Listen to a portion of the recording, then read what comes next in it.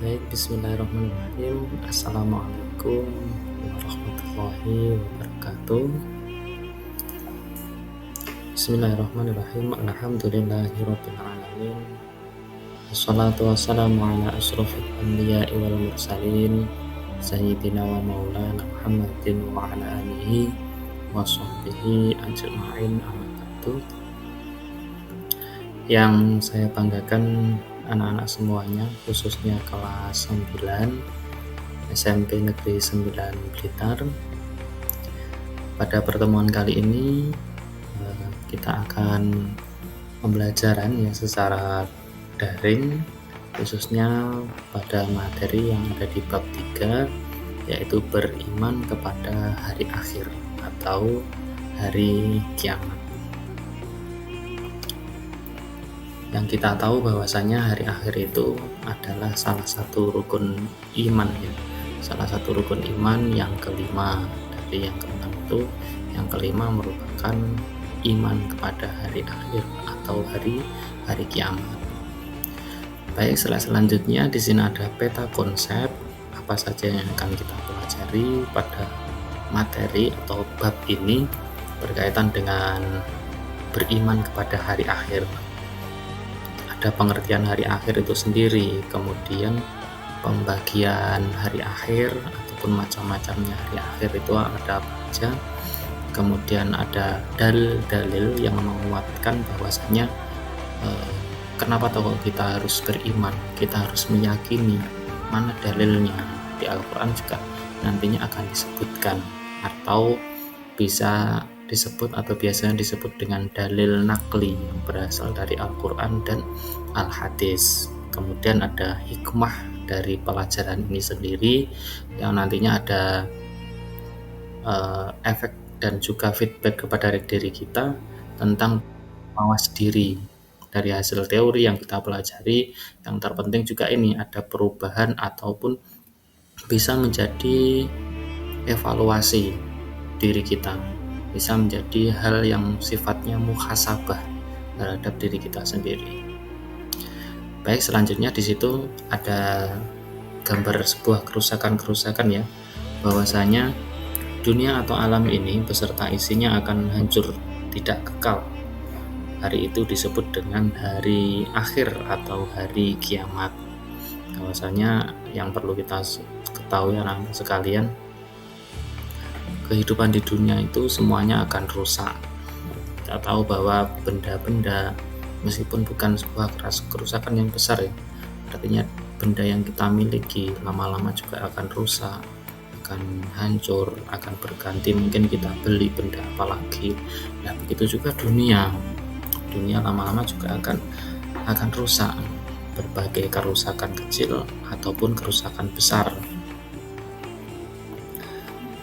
Selanjutnya, pengertian hari akhir sendiri adalah semua kehidupan seluruh makhluk Allah, baik itu manusia, matahari, bintang-bintang, bulan, bumi, dan seluruh isinya. Pokoknya yang ada di bumi ini adalah hancur. Itu adalah hari akhir, namanya aja adalah hari akhir. Berarti memang kehidupan di dunia ataupun alam semesta ini memang juga benar-benar akhir. Nah, berkaitan dengan tadi saya katakan bahwa hari akhir merupakan salah satu rukun iman ya. Makanya iman sendiri di sini dikatakan beriman kepada hari akhir merupakan rukun iman yang kelima. Umat Islam harus yakin dan percaya hari itu akan datang dan kelak manusia akan dibangkitkan dari kubur untuk menerima pengadilan dari Allah. Nah, dibangkitkan kembali. Ada istilah yang dinamakan setelah kehidupan dunia ada yaumul barzah, kemudian setelah yaumul barzah, kata-kata dibangkitkan ini adalah adanya yaumul ba'as, manusia dibangkitkan kembali setelah kehidupan dunia, kemudian ada barzah, dan kemudian di yaumul ba'as sebelum manusia digiring ke yaumul mahsyar, yaumul hasyr itu dikumpulkan. Nah, itu makanya kita harus yakin dengan adanya perjalanan kita, bahwasanya manusia itu tidak mati dan selesai gitu aja, adanya sebuah pertanggungjawaban yang ada pada diri kita. di dalam Islam dikatakan dengan iman kepada hari akhir. Nah, tadi di awal digambarkan ya, di peta konsep ada dalil-dalil Al-Quran yang mengatakan bahwasanya kebenaran tentang kejadian daripada hari akhir itu sendiri. Ini ada surat Al-Infitor, surat ke-82 ayat 1 sampai 5. Bismillahirrahmanirrahim.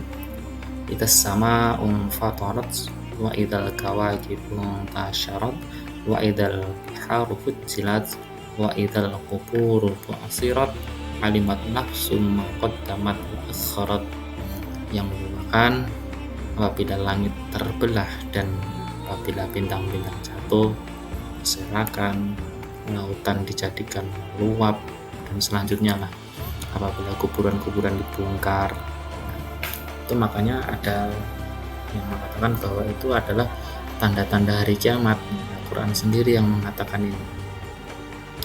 Kemudian ada dalil yang merupakan dari surat Al-Waqiah ayat 4 sampai 6. Kalau kita anak-anak semuanya ya membaca surat Al-Waqiah ayat 1 sampai terakhir itu sangat luar biasa isinya, berkaitan dengan kejadian-kejadian dan janji-janji Allah terhadap kehidupan yang nyata di dunia dan nanti sampai di akhirat. Terdapat balasan-balasan daripada orang yang melakukan kebaikan ataupun sebaliknya balasan-balasan terhadap orang yang melakukan keburukan. Nah, silakan dibaca itu surat Al-Waqiah, sangat luar biasa. Pas ketika pernah Pak Zainul itu menonton Syekh yang di situ membaca surat Al-Waqiah, di tengah-tengahnya sampai menangis karena memang sangat luar biasa. Kalau orang Arab mengatakan syair yang ada di dalamnya, intisari arti daripada Al-Waqiah itu sendiri. Kemudian yang menegaskan bahwasanya hari kiamat itu benar-benar ada loh. Tidak hanya merupakan keyakinan kita saja, ternyata juga memang Al-Quran, Allah sendiri yang mengatakan di dalam apa? Al-Quran surat Al-Hajj surat ke-22 ayatnya ayat yang ke-7. Bismillahirrahmanirrahim. Wa annas sa'ata atiyatul la raiba fiha wa annallaha yab'atsu man fil qubur. Dan sungguh hari kiamat itu pasti akan datang, tidak ada keraguan padanya. Dan sungguh Allah akan membangkitkan siapapun yang ada di dalam kubur. Nah, gitu. Ini kata-kata firman Allah yang tertuang dalam Quran surat Al-Hajj. Makanya kita juga harus meyakini. Makanya kalau Al-Quran sudah yang mengatakan seperti ini, kita juga harus yakin, harus beriman dengan sepenuh hati.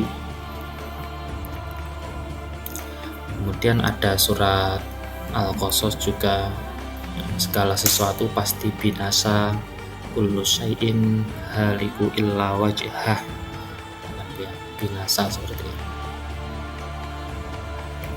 Kemudian pembagian daripada hari akhir atau hari kiamat, peta konsep yang selanjutnya, hari kiamat itu terbagi menjadi dua. Pertama adalah kiamat sughra, yang kedua adalah kiamat kubro. Sughra berarti kecil gitu ya. Maksudnya bagaimana? Yaitu rusaknya benda atau makhluk tertentu seperti orang meninggal, gunung meletus, tsunami, mungkin juga ada banjir dan yang lainnya. Itu kiamat sughra. Sughra itu kecil. Kemudian yang kedua ada kiamat kubro, yaitu hancurnya alam semesta beserta isinya. Itu kiamat yang benar-benar semuanya berakhir, tidak hanya kerusakan sebagian, tidak hanya kerusakan yang kecil. Namanya aja kubro, akbar, besar. Berarti kalau kita pada waktu sholat Allahu Akbar, akbar itu maknanya besar, kubro itu berarti kiamat yang besar. Kemudian tanda-tanda dari hari kiamat apa saja? Ternyata juga ada tanda-tandanya gitu. Selain Tadi kalau tanda-tandanya yang kiamat sughra memang sudah jelas dan sering kita jumpai, baik itu kematian, kemudian kerusakan-kerusakan seperti bencana alam dan yang lainnya, itu merupakan tanda-tanda kiamat. Di sini ada tanda-tanda yang lainnya, yaitu kemungkaran terus merajalela, perzinahan di mana-mana. Kemudian disinilah yang menarik ini, jika budak melahirkan tuannya. Ada kata-kata yang menarik, jika budak melahirkan tuannya. Artinya apa? Banyaknya perbuatan durhaka anak kepada orang tuanya. Nah, ini seakan-akan orang tuanya adalah apa? Budak terhadap hamba sahayanya, budak terhadap anaknya. Itu kan sekarang banyak sekali kita temui. Makanya di dalam pelajaran pendidikan agama Islam PAI kita kan ada materi birrul walidain ya. Kalau nggak salah kemarin di kelas 7 atau kelas 8 itu ada birrul walidain, yang lawannya adalah uququl walidain atau durhaka kepada orang tua.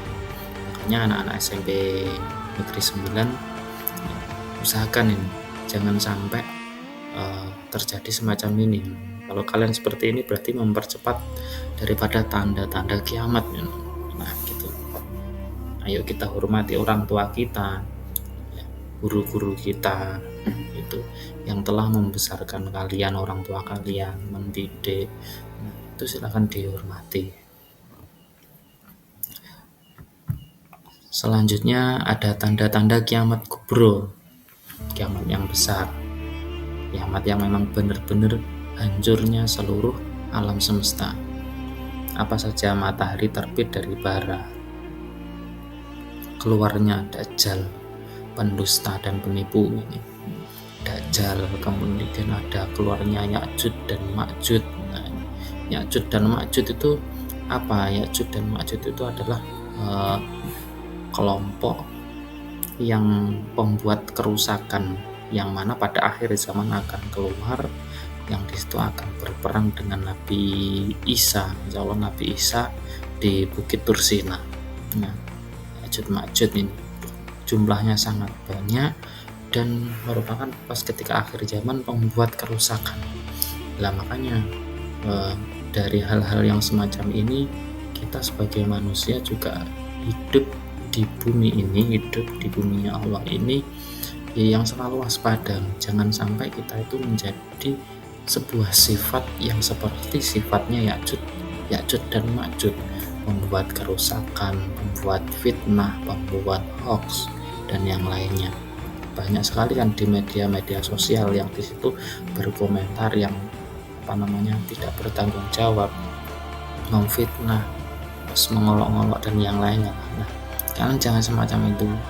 Media sosial sebagai media untuk kita, seharusnya juga kita respon dengan hal-hal yang positif juga.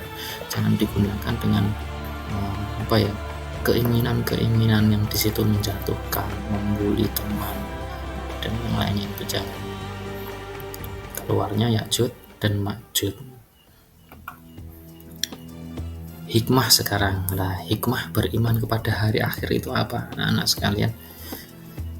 Yang pertama, menjadikan manusia rajin dan taat beribadah, mendorong manusia berperilaku baik dan mencegah perilaku buruk, mendorong manusia untuk waspada dan selalu berhati-hati ini.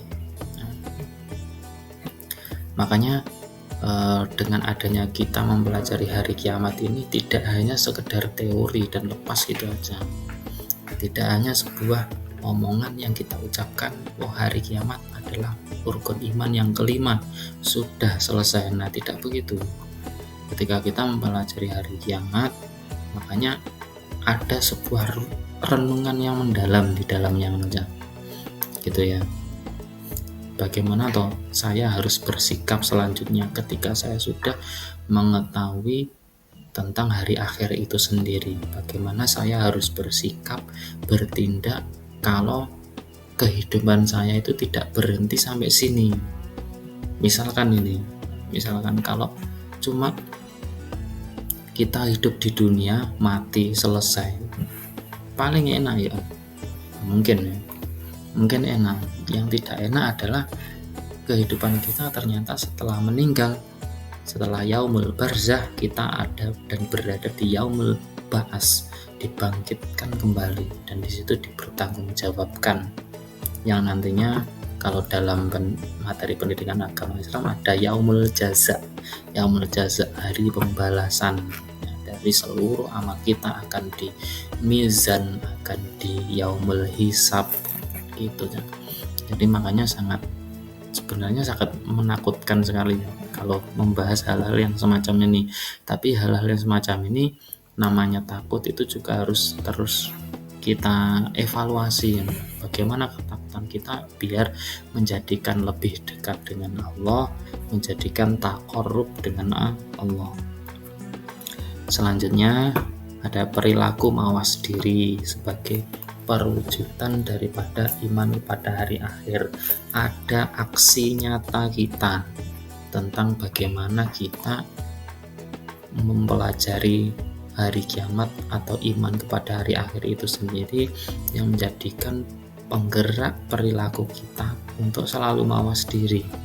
Adanya sistem perubahan pada perilaku kita. Barangkali anak-anak semuanya yang mungkin sebelumnya sering mengucapkan kata-kata kotor, sering membuli temannya, sering meninggalkan ibadah, sholatnya bolong-bolong, kemudian mungkin sering tidak taat pada orang tua. Lah, perilaku mawas diri ini perlu ditingkatkan. Introspeksi diri, bermuhasabah pada diri kita masing-masing. Bagaimana saya harus menjadi baik? Bagaimana saya harus menjadi taat beribadah kepada Allah? Nah, jadi ada dua kalau menurut saya. Hablum minallah, ayo kita tingkatkan hablum minallah secara vertikal kepada Allah. Berarti hubungan kita kepada Allah itu bagaimana? Jangan kita pas meminta wakai permintaan, banyak permintaannya pada Allah, tapi giliran kita pengabdian, penghambaan kita kepada Allah, salah satunya adalah sholat 5 waktu, bolong-bolong, jarang sama sekali, itu jangan. Itu yang pertama. Yang kedua adalah secara horizontalnya adalah hablum minan nas, hubungan terhadap sesama manusia. Ayo kita perbaiki dengan teman, dengan orang tua, dengan guru-guru kita. Nah, terutama dengan teman sekelas ini yang setiap hari juga bertemu. Jangan terus membuli. Bisa itu kalian dibutuhkan saling menghargai temannya gitu. Nah, makanya muhasabah, hikmah, dan evaluasi diri kita seperti itu, dengan kita mempelajari hari akhir agar adanya peningkatan hal positif di dalam diri kita. Baik, kurang lebihnya mungkin itu yang dapat Pak Zainal sampaikan. Itu semoga pada pertemuan kali ini menjadikan sebuah kemanfaatan, keberkahan, dan tentunya menjadikan diri kita, khususnya juga Pak Zainal pribadi, agar bisa menjadi pribadi yang luhur, pribadi yang baik, dan diharapkan semua orang. Itu saja yang dapat saya sampaikan anak-anak semuanya ya. Allahumma fiq ila aqwamit thoriq. Assalamualaikum warahmatullahi wabarakatuh.